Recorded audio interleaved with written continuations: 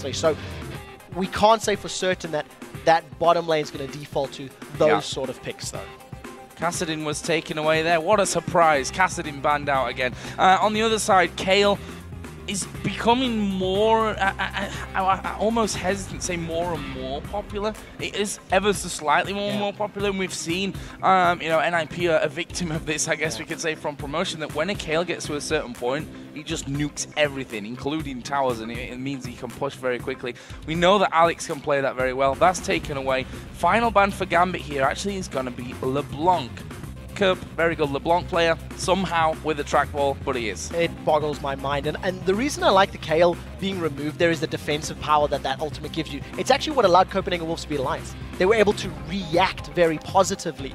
With Mondo going through, the one thing we have missed is that Yasuo was available, as we've seen. I think that is not locked in just yet. Now, the interesting thing about Gambit is that both Darien and Alexich have actually been playing Yasuo in solo queue and spamming him. After something like 51 or 52 games, Darien had an average death of less than 1. It was 0.8 or so after playing 50-odd games with that number. So he's a very skilled player, but you have to imagine Millenium have anticipated this. They wouldn't let it go through without anticipating it was going to be picked up. Unless they've made a bit of a grave error and totally forgot about him, which you just don't expect from these teams at this point of things. And actually, it's going to be switched away from, but I'm telling you guys, we can still expect that Yasuo if, you know, looking into our research is anything to go by. And, well, it will be actually there because we've just seen it picked up by Alternate. Other side, Jinx, Lee Sin. It wasn't locked in, sorry. So not locked in. My monitor's a little bit wonky here. I can't quite tell if they're locked in without really going over there. But Teemo's not going to be picked by Millennium. I have to be honest. I do think Yasuo at some point is going to be picked. I know both of these teams are practicing them and playing that champion an extensive amount. Araneae, if he locks in this Vi, he flat out trolled you, Joe, I'm afraid, because that is going to be that Vi in the jungle. This is also a smart pick because it makes Gambit more hesitant to lock in Yasuo. Knowing that you've got a Leona that could follow in after the Vi means that that squishy assassin of Yasuo, who plays a very similar role to a Zed, can get very, very easily countered in mid to late game team fights. No, but Millennium might think about having a Yasuo in the team with a Vi there. Whether that knock up, we'll have to see about that one. Still some interesting questions to be answered. We are going to see Genja, of course, playing Jinx this time around, and we'll have Lee Sin with Diamond, who had a great game yesterday, actually, in that win, their first win of the season against the Copenhagen Wolves. Actually finished 3-1-13 with that, and really helped get Alex snowball in mid. And Kha'Zix is available here as well. If we know that Yasuo is a potential pick, you could go for something like a Kha'Zix. You have the ability to jump in, get involved. There's a lot of damage that can go down from both of the players. And it comes down to whoever gets help from their jungler more, or whoever gets more poke down early. And Darien, he's just once again gone with Warwick. And he wants to stay in that top lane, sustain for as long as possible. I really don't know how this is going to work because you've got great initiation from Vi, great initiation from Warwick, but Vi does it a little bit better. I wonder how many times you're going to... I'm going to try. It's hard to get rid of an old habit of calling him like that. Jree is another one of the master support trolls when it comes to picking things up. He'll be flashing all the way through until the very last seconds of this one. And I'm also going to be mad at Araneae if he lied to me earlier and they just picked something standard here. I'm going to be a little bit nervous. We may not see Yasuo because of the threat of that Vi-Leona combination. I think if Gambit were to lock Yasuo in now, it would be a very confident pick because he could get locked down, or Jinx could get locked down by either one of those two. Gragas, if this gets locked in, can then disperse the rest of the Gambit team. I think that is a very, very good pick and ban phase here for Millennium. Kha'Zix is available if they want to go Assassin. Yasuo, the same thing. I'm almost expecting an Orianna here because it's a safe pick. You can put the shield onto that Vi, onto the target that is being targeted. Protect on your teammate that is being dove by Vi is the words I wanted to look for. And as I was saying that, they've locked in Riven. They've locked in Riven. So I'm actually, you know, I said about the fact that Araneae said, we're going to be interesting picks in this one, blah, blah, blah, blah, blah, blah, blah. Actually, I think this is better for Millennium here. This is a strong lineup of champions. They've got comfort champions, I think, pretty much across the board. And that leaves them maybe in a better position than trying something risky against Gambit. Gambit are the ones trying something risky here. They've got a different composition. They've got a very sort of chase-heavy comp. Lots of mobility with Lee, with Warwick, with Riven. They can chase down target after target. On the condition that Leona, Vi, and Gage does not kill one of their damage-dealing characters, Gambit have got, I think, more options to win team fights. And it's going to be an interesting sustained battle between the Dr. Mundo and the Warwick in that top lane if they go toe-to-toe, because they've both got such innate ability to stay alive. Interesting is the word you use for that one. Yes. Interesting in non-interesting terms. We'll have to see. Who knows? Darien has got a lot of swag and might just go for the kills. We're not quite sure about that one. Guys, let's have a look who you at home think are going to win this game. And I can tell you again, it's a big amount of you that think that one team's going to win. 85% of you have voted that Gambit are going to take down Millenium. We're going to see how that prediction holds up, but it's, again, a very, very confident vote. They weren't wrong last time around. I would have felt this was a lot closer. I would definitely have felt that this matchup was a lot closer. Millenium as a team, I think, are a little bit underrated at this point in time. Kerp is a phenomenal mid laner. He's very solid. We've only seen good games from him over the course of the last few appearances, and you talked about it yesterday, how solid Kevin is. Kevin seldom makes massive mistakes and costs people games. So we'll have to see if that stability helps them out here today. Mr. Reliable is Kevin. We'll see if that keeps going. Let's get in game then. It is Gambit versus Millenium. And a big game for both of these teams. The fact that Millenium sat at 1-0, Gambit have the same amount of wins on paper as well. Of course, they did lose one game yesterday against Fnatic. So this is an opportunity to kind of claw that ranking position back and try and catch up to Fnatic, who right now, they're running away with things at the top after 2 days. Yeah, and you can see why they're running away with it. I think every aspect of the game is absolutely phenomenal right now. Gambit, in this composition, have the ability to also get a very quick lead that they can then snowball very heavily. Riven, Jinx, and Lee Sin can scale very, very quickly in the early stages of the game, and they've got a great power spike, in the sort of 12 to 20 minute mark. If they can start roaming, getting some towers down, because of all the mobility, it allows them to pick up kills and objectives with great ease. So what's going to happen here at level 1? It was Fnatic actually that were tried a little bit funkiness in that level 1 earlier on. However, Gambit have done it as well in that first opening game of the season against Fnatic, where they ended up, well, dying at level 1. They're not going to want to do that one again. Looks like Jree has actually got a bit of a problem right now. Apparently he can't use his Q spell, which Edward replies, spoiler, you got Q. Well, we'll see how this works out. The admins are, of course, looking into this one, trying to see if there are problems. The one thing that I am interested to see is how well Gambit play now today, fresh on the first game. Gambit as a team have traditionally not started very quickly. They tend to fall a little bit behind in the early stages of tournaments and in games, and they pick it back up as the tournament goes forward. Yesterday, similar situation. They lost to Fnatic quite badly. And when we interviewed Alex after the victory against Copenhagen Wolves, he broke down, we said, how did you lose? 2.5 minutes later, he broke down every single individual thing. This went wrong, that we didn't do this, we didn't do that. So as a team, they've definitely gone backstage, talked about it, broken it down, and analyzed what not to do for future matches. Just a quick update. It's actually Kevin who couldn't use his Q. Obviously, he's playing Dr. Mundo. Might be crucial to be able to throw your Q out as Dr. Mundo. He's just had a bit of a restart, so he will be back in the game here just shortly, hopefully. That was just a little bit of an issue, not actually his Q key or something on his keyboard that's not working anymore. The one thing I do want to talk about these compositions is that I prefer Gambit's champions for skirmishes. I think they'll do much better in 2v2s, 3v3s if they go for a split push game, if they roaming around the map. The moment we get into bigger 5v5s, I think that Millenium's composition has got a clearer engage, has got better disengage. I think they do all of the factors that can help you win team fights, in, out, run away, damage, slightly better. Because for Gambit, it's all down to Riven, Warwick, and Lee Sin, wreaking havoc with Jinx from the backline. His Warwick games, actually, just to statistically talk about them, ones against the Wolves yesterday, 4-1-10, he ended up with that one. was in the later game used to lock people down most of the time and to chase, of course, at the end. Against XDG at Battle of the Atlantic, 4-3-10, he ended up with that one. So same amount of kills, same amount of assists over both of those games.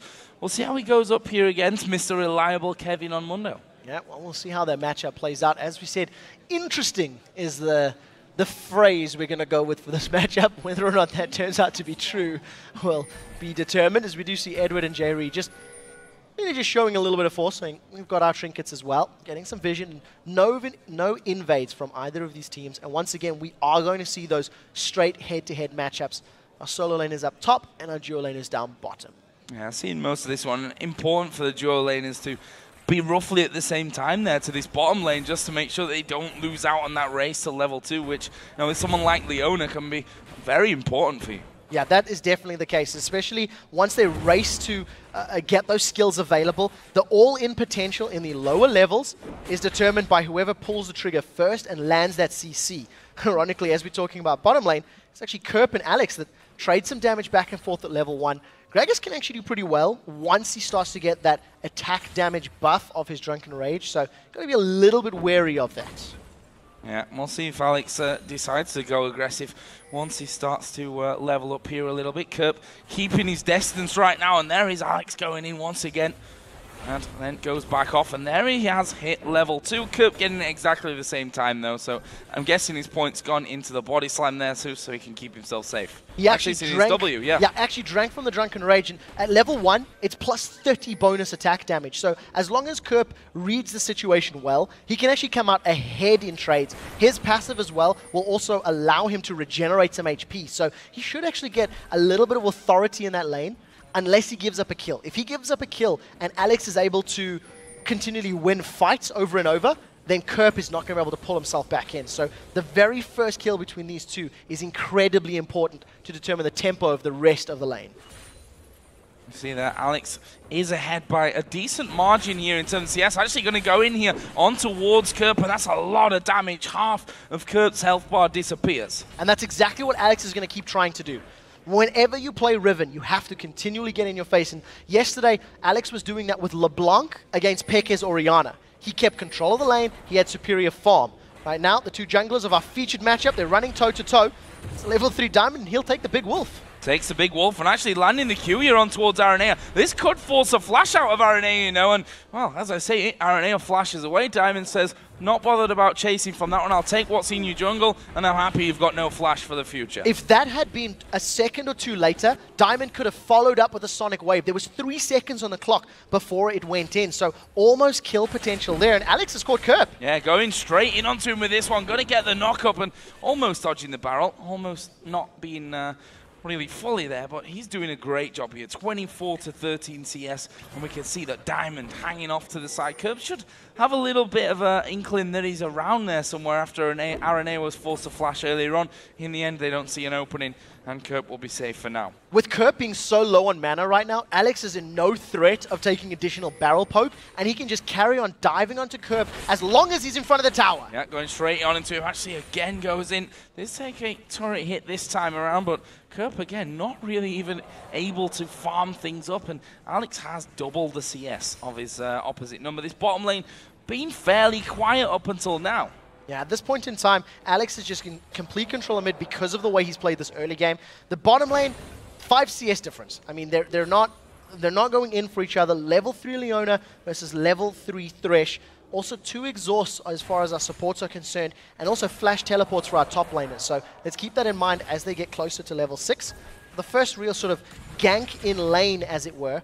Araneae is trying to sneak into the bottom lane, but a ward in that bush will reveal him, so no real attempt coming from that one. I think, with the exception of mid lane, fairly slow farming start between Millenium and Gambit. Which is, I think, what we expected from this one, to be honest. Millenium yesterday ramped up slowly, I think it's fair to say, against SK. They had a big lead, but look at this. Diamond has come around the back, and Kevin, as Mundo, not got his ultimate just yet. That's a good briefcase thrown in there, and Diamond actually taking quite a lot of damage there, and he might have to just back off. Yep, they've not got the damage at this point to finish off a Mundo. Yeah, it did need to get away just a little bit there.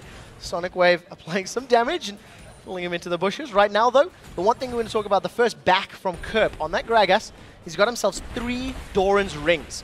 So, feeling the pinch, feeling the pressure of Alex in that mid lane, he wants the additional HP, ability power, and mana regen to try and throw out more barrels and make up that CS difference. He was about 15 or 20 down. That is still sitting in about the same case. And we'll have to see if Alex can maintain that lane dominance with his Vamp Scepter and pickaxe that he's longsword he's picked up.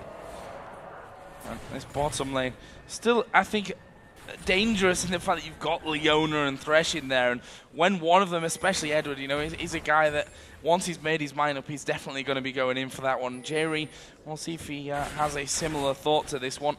There's the continued dominance of mid lane. Araneae are not going to come around. He's currently level 4, going to do a bit more farming. He's right now 6 CS behind that of Diamond, who is on the top side of his own jungle doing the golems. Yeah, crucially, he doesn't have that flash available. It will be up in the next sort of minute and a half. And the first invade that we've seen from Diamond was incredibly successful. He found Araneae. Lee Sin is a better duelist at levels 1 to 4 than Vi is. And until Vi gets some items, he's not really going to be able to contest with all of the additional damage and kill potential that Lee Sin offers. So Araneae playing a little bit of catch-up as we see Diamond once again moving to his red buff. I think we may see Diamondprox moving into lane once he gets these next buffs. I think that's probably going to be the signal. He's got his Dragon Rage available, his kill potential with all of the CC in the middle, the top lane, and the bottom lane, as long as some of those hooks or flame chompers connect.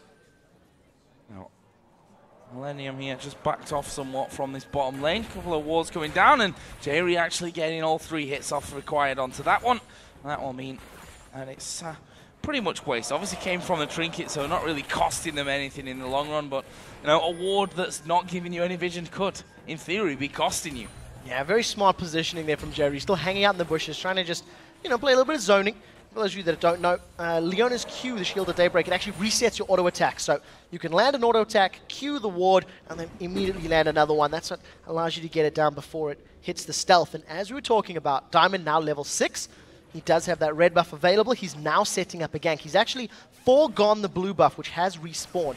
And if Creaton and Jree stick around or they get caught, they could be in trouble. Yeah, the hook missing. The Q will land, but it's onto Jree, level 5 Leona. And Diamond says, nope, that's not going to happen. We're going to back off. Actually, Alex and Kerp going to exchange some damage from this one. And Alex going pretty aggressive there. That's forced Kerp away. So 2 things very quickly. The bottom lane, that was an uninspiring gank. Death Sentence didn't connect.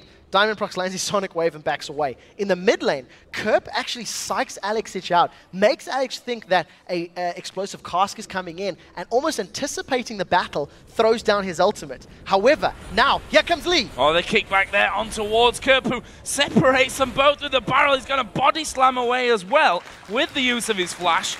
And he gets away. Incredible. Very nicely done. Dodging that 3rd strike of the broken wings from Riven would have knocked him up in the air, allowed more of those red buff stacks to be applied, and just slowed and held in place, potentially to be killed. So, nice reply from Diamond. Manages to get another flash out of Millenium. But for the time being, no kills on the board as we approach the 10-minute mark. There's level 6 Araneae just throwing off a ward into the Dragon Pit. And we're almost at 10 minutes here. It's usually the kind of time where Gambit are already thinking about going towards Dragon, but also you might argue a time where Gambit have maybe already got something on the board to allow those Dragon plays to come in. And right now it's pretty damn even across the board. Yeah, I think because we've got the straight head-to-head matchups of the 2v2s and 1v1s, etc., it slows down your laning phase. It extends it quite naturally because you're trading. You can see Millenium's tower has barely been touched, as is a very similar situation for the Gambit squad. And until a clear victory has been won with a kill or with immense vision control, I don't think we're going to see that Dragon being started. The first real aggressive play on the map is coming from Millenium, as they want to make a play for red buff. It has already been taken. It was a little while ago, and we do see Araneae catching Diamond out. Yeah, going on to him, and actually they're going to throw Assault and Battery his way, but have they got the follow-up onto it? No, they haven't. Did use his kick there in that one, so that's, an ultimate for an ultimate. The junglers both losing out on that front. Yeah, nicely done there by Diamond, just to get away. Very cheeky from Kerp, actually steals the Wraith. And I think had Diamond been a little bit slower on that Dragon's Rage kick backwards, Kerp could have potentially gone in range. He had no flash available thanks to the gank, so there was no flash cask that could come down. Diamond, once again, playing a little bit safe, or rather getting out quite cleanly, so well played to him there. Millenium right now, I think, keeping up. CS numbers even across the board, and considering how much pressure Kerp was feeling very early on, I think he's done very well for that Gragas. Farm down on this bottom lane. Actually, 5 different. That's been how it's been for the entire game almost at this stage. Now we do have 2 parts of the Trinity Force for Creaton.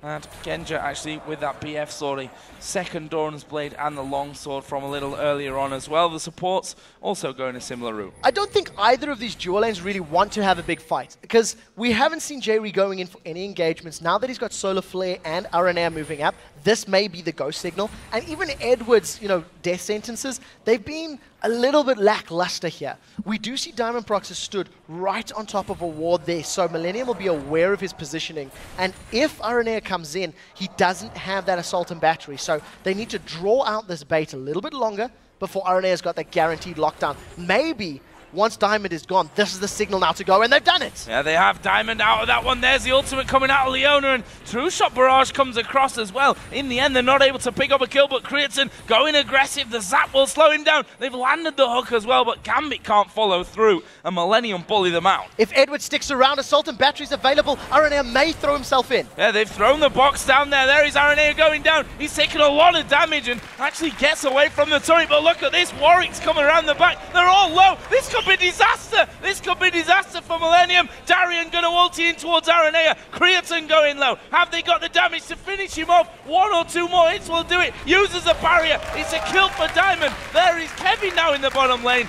and Gambit walk off. That's 3 for 1. Very good turnaround from Gambit. They lost Edward under the tower, but a very clear call that a teleport was coming in from Darien. Edward threw himself into Millenium, held the members in place long enough for Darien to arrive. Thanks to the kills that they've secured and the numbers advantage, plus having Smite available, they now grab themselves a dragon as well and give themselves a 2,000 gold lead. That was very good calling from Gambit and very good reactionary play, realizing, hey, we're going to lose members under the tower, but we can turn it around by picking up kills and following it with the dragon. Let's have a look down some of the items now. We've got, I say, a bit of a breather. That was the only real action that we have seen so far. If we look up towards the top lane, Darien in there with the Chalice. Just finished off his Wit's End as well after picking that last kill up.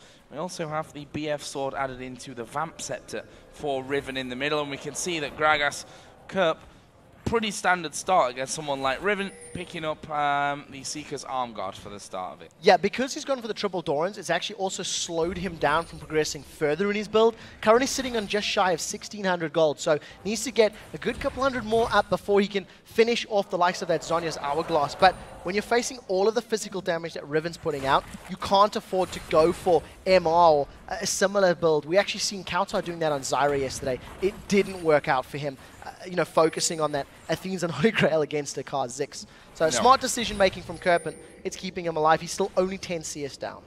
Well, if we look at the gold total here over the game, 2,000 is what Gambit lead with. Obviously, all things considered, that 3-1 kill scoreline and the Dragon straight after that as well. We can see the individual scores there from the lanes, and between most of them, there's not that much of a difference. It's just in the jungle, really. Yeah, and that's, of course, because of the fact that Diamond's got himself that kill in there. He's also managed to be involved with the Dragon pickup, so a little bit more global gold on his side of the map. They've caught Edward at great Zenith. Great, indeed. Box goes down, and that stops Jree from pushing any further through. The Chompers came in as well. We did see Kerp starting to roam down that bottom side, but in the end, not really able to lock them up. You have to give credit to Edward as well for the flare that stopped Jree coming in. Yeah, immediately just pulled him backwards and prevented that. The solar flare was a tiny bit off, but I think good reactionary play. Now, with Diamondprox moving towards the river, if a death sentence connects, they may want to be going in for a fight. And as I start saying that, I'm a little unsure about where he wants to move.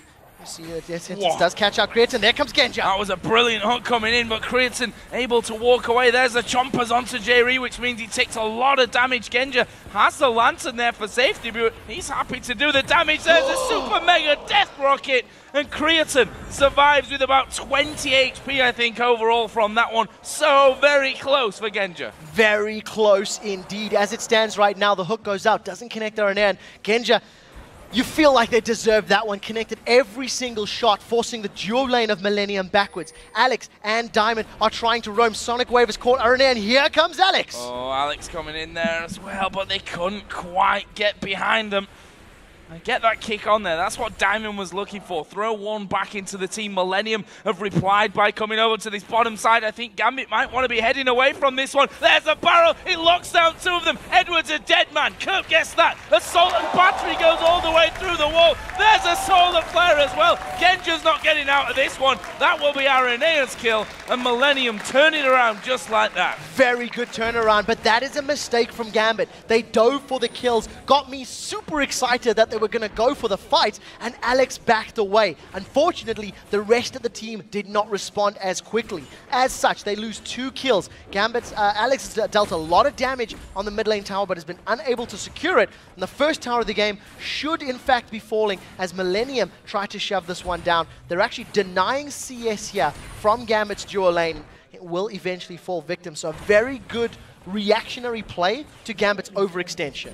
You're allowed to get overexcited. I casted a replay yesterday, so you're allowed one of them per day, I've been told. Alex here just making sure that his turret doesn't take too much damage as Kerp just throws that wave back in his direction. So after that, we're all tied up on the kills. Obviously, Millenium have that turret advantage.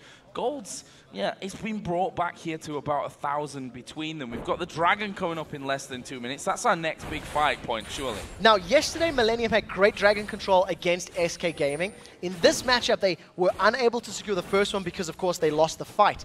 And I think Gambit is still probably my favorite team when it comes to Dragon control in Europe. I think they put more emphasis on that objective than many of the other European teams. And we'll see how Millenium decide to challenge. There's a lot of wards down already for Gambit in and around that river that are starting to time out. So they'll need to refresh those as Dragon is getting closer to spawning. And that could be the next point of contention. 1 minute to go on that one. Jree's got a pink ward inside of the Tribush, plus a couple around that Dragon pit as well. So the duo's going to face off here once again. In terms of items, Creaton already got that Trinity Force in there, the Bloodthirster on the other side. There's a Bloodthirster for Alex along with a Brutalizer as well. I already talked about that Sonya's Hourglass a little earlier for Kerp. In terms of the tanky top lanes, and we only really saw with that teleport coming down there, Sunfire Cape for Mundo, that Wit's End, the Chalice, and now a Giant's Belt added in actually for Darien on Warwick. Yeah, it's a similar build that he did yesterday, in fact, and like he ran at Battle of the Atlantic. A very good build, and you know, this interesting matchup is just a farm fest. Once again, with both top laners running Flash Teleport, there's very little possibility of them killing each other without jungle aid or even mid lane aid in this situation. And with teleports being available and Dragon coming up, look at the vision for both of these teams. There are 3 Gambit wards close to the pit, 3 Millenium wards just below the pit, so they should be aware of when this objective is being started. And I think that both of these top laners will most likely get involved by using those teleports at some point. Yeah, there's no way they can clear everything out there. 2 sweeping lenses to 1 actually. Millenium with 2 on their side. Both supports actually got it. It's Araneae that makes the difference on that front of things, and that will allow them to clear a little bit out. Pink ward's also down as well for both teams, although one is in the Tribush, one in the Death Rush on the top side of the Dragon Pit. And Alex Itch there just going in towards Araneae. He's like, nope, I'm getting away from that one. And as we said, Dragon not really either team having too much control of it, which means they're a little bit uneasy now. Yeah, very smart play by Araneae. The moment Alex showed his face, he backed away with Vault Breaker. He does not want to get caught out because there's a lot of burst that can come down from that Brutalizer plus Bloodthirster Riven. The wards are timing out and getting replaced by both of these teams, and Diamond has been hanging around the bottom half of the map. This is the 2nd or 3rd time he sort of moved towards the Dragon before now recalling, and it's just a matter of time before they make an attempt on it. As it stands though, I think all the teams, all the players happy to keep farming. And the only one that's falling a little bit behind right now is in fact Kerp. He's not farming his Wraith Camp as effectively as Alex is farming his own Wraith Camp, and that's why there's a 30 CS difference between the two of them right now. Well, Millenium moving a couple of men down. Kerp, he walked over that pink ward. Should have seen it. Yep. Should be able to take it down.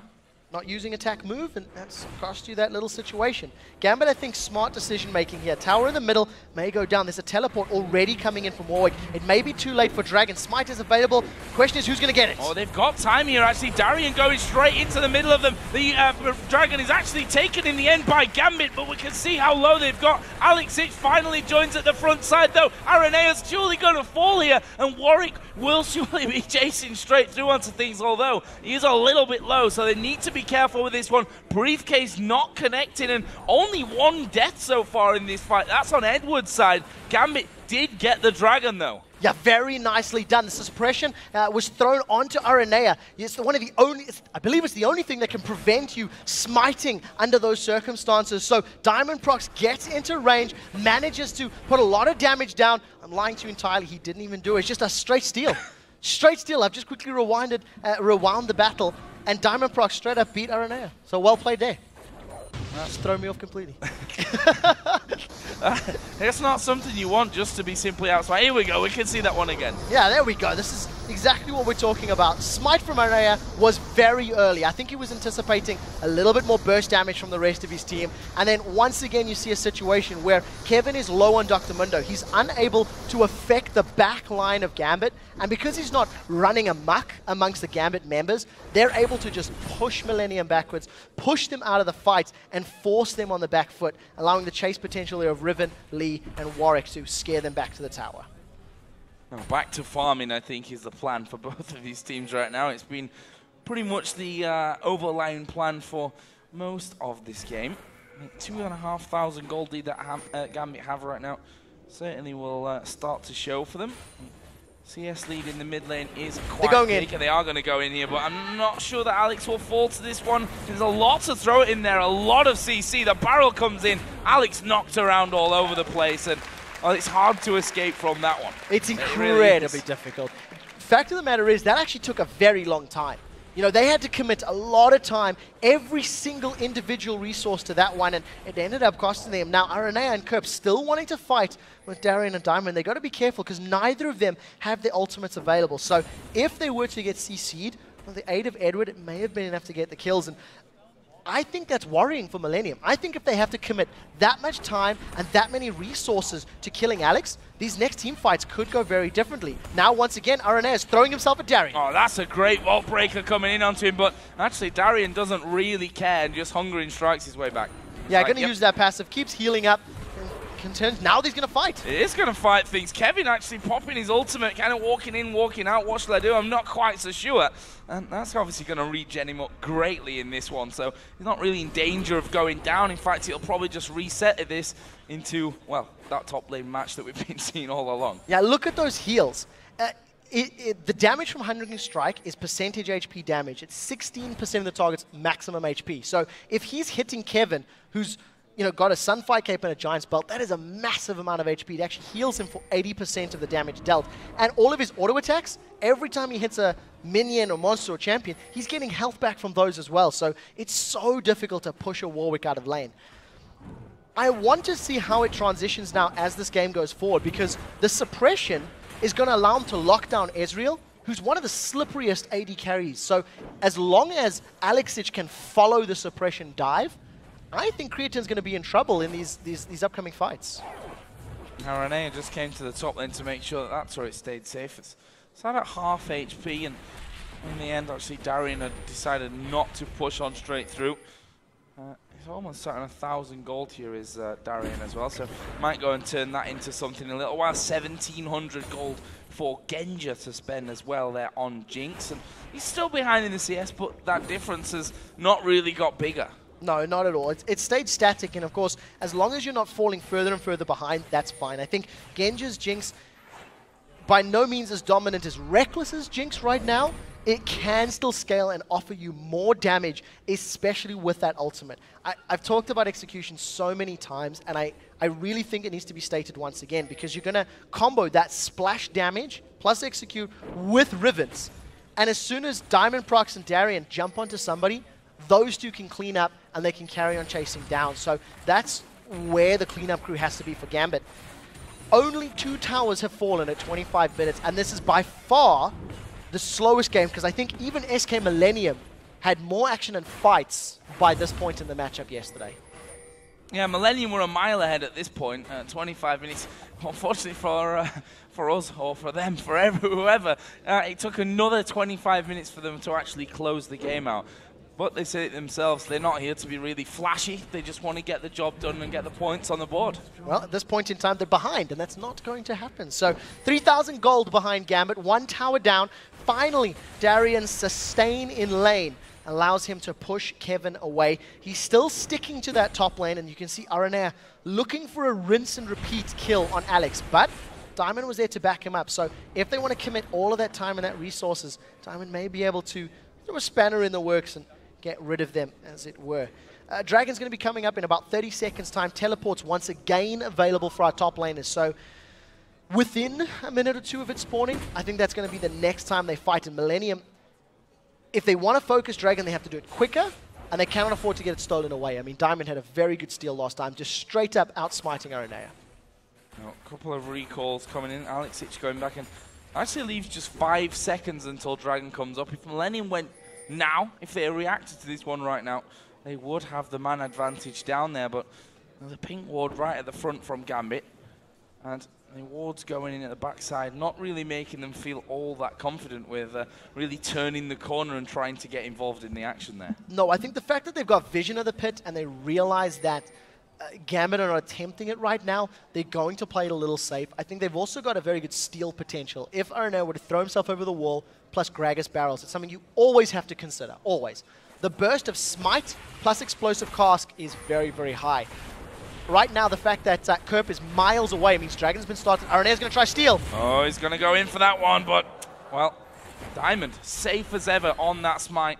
Edward actually just sat at the back of things, trying to bully Araneae away, who just waits for his Vault Breaker to come off cooldown and escapes again. Gambit will be fine with that, though. No need to really have any kind of risky fight. They've picked up Dragon. They just walk back off, and they're going to farm a bit. Yeah, absolutely nothing was expended there. Absolutely nothing. No summoner spells, with the exception of Smite. No teleport was used. Darien roamed down to the bottom. He hasn't even lost out on CS, really, 240 to 245. Now Millenium, however, they want to try and focus this mid tower. There are 4 members of their team. There's a teleport coming in from Darien. It's being followed by Kevin. He's caught. Yeah, they hooked him in actually underneath the tower, and look at that, down to half health. Darien falling at the front. There's Diamond coming in from the side. Creaton's gone very low. Super Mega Death Rocket not really having the impact they'd have liked. This is a big, messy fight, but everyone from Millenium going low there at the back. We see Genja now chasing down. Can they finish Creaton? There's the Arcane Shift. Darien's still chasing. Zap! Max range to get another one. And here's Darien flashing his way through. One more should do it. Can he get it? Yes, he can. Darien picks up that one. And just like that, Gambit picking up 3 kills to back away. But it's not over just yet. Araneae's charging up. Araneae's charging down. He goes down on the inner turret. And this is going to be a tower as well for Gambit. Araneae should not have been there. And we talked about the chasing potential. How Warwick, Lee, and Riven can run you down. And of course, if you're getting kills while doing it, Jinx's passive Get Excited gives you a massive movement speed boost. Allows you to just keep chasing. After the initiation from Gambit, who started the fight first, I want to stress that. They were the ones that ran in. Kevin teleported. The rest of Millenium were running away. They weren't in the lane. So as soon as he teleports, a great hook from Edward starts that fight out, allows Gambit to get 4 kills, a tower, a Baron, and a 9,000 gold lead. Yeah, that's a big swing right there. And you know, I love the decisiveness from Gambit as well. Take the fight, move straight back off, pick off the Baron, and go straight back home before they can even come around. Here's another look at that one. Started off with a top lane teleport. Yeah, Darien was teleporting a little bit safer. Kevin came in the middle of the lane, and the rest of his team had backed away. Nobody else was fighting, so Kevin getting caught forces Millenium to run back in. They're not in opportune position, and because they're sort of re-engaging from different angles, it allows Gambit to focus fire targets and allows Gambit to just chase down. Look at the movement speed here from Darien, as well as the Get Excited after the zap. It's just flash forward, land some more damage, and just keeps chasing over and over. The Gambit composition is much better at cleaning up these messy, low-health fights than what Millenium is, and especially because Millenium didn't have a straight-up engage. That's what cost him. There's Araneae, the last stand, I think, on that turret where he was looking at juicy targets, really low HP, but in the grand scheme of things, just losing another kill for Millenium's total. And another thing that happened during that fight, Darien's Infinite Jree ultimate was used onto Creaton. That's an important thing because it stopped him getting out of there, which was probably the biggest thing that led to his death. Yeah, and it's what we talked about very early on, how Ezreal is very difficult to deal with. Darien is now getting caught out. Can they kill him?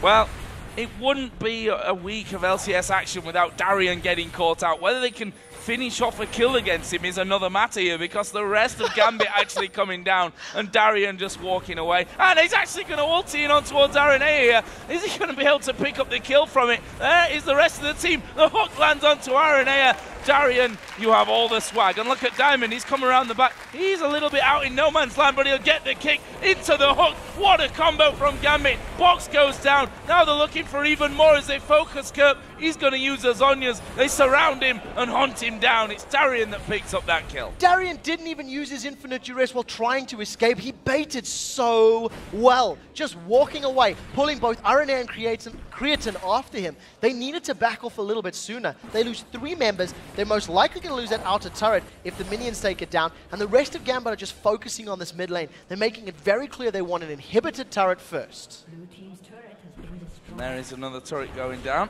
We have Jinx in the top lane pushing that one through. I'm not sure what they're going to do to defend this inhib turret, to be honest with you. We do see a couple of guys starting to spawn in ever so slightly, but this inhibitor's going down. That is a lot of damage onto these towers. We saw in the last game from Reckless what Jinx can do to the towers as well. And it's not over. He's done that. It's not over just yet. It's going to be close. 4 towers. That's 5 towers in inhibitor. Now they want another fight. There we go, pushing straight in. Alex, it's right down the middle of them. Kevin trying to get away. It doesn't matter how tanky Mundo is. They've got enough damage to finish the thing off. And Alex almost getting involved in that one as well. This is a second inhibitor going down for Gambit. Gambit could push on for the win if they wanted to. It's a 5v4. Most of their ultimates are basically going to be available. The box is coming up, as is Infinite Jree. If Creaton sticks too close, Darien will most likely jump on his head. Baron buff is slowly wearing out, and my word, have Gambit made it effective. They can finish the game right now. They've got full HP here, Gambit, thanks to that regen, and they're actually going to go in on towards Kerp. There's a kill for Edward. Are they going to go for finishers here? Yes, they are. Araneae locked up. He goes to Genja at the back. He will be finished off, though, by Genja. The first Nexus turret is actually down. The second one's going to be made short work of, and Gambit head over towards the fountain. A dance by Darien will seal victory for Gambit as they go 2-1 here in the LCS. What an incredible finish. After the slow pace of that game and how even it was for just how long that game took, the moment that Darien was able to bait out Creaton and Araneae, they were able to just turn it on. The decisiveness to move across the map, let minions take bottom turret, they push middle, Genja push top. I mean, phenomenal play coming out of Gambit. So good, and again we were talking about this Warwick pick.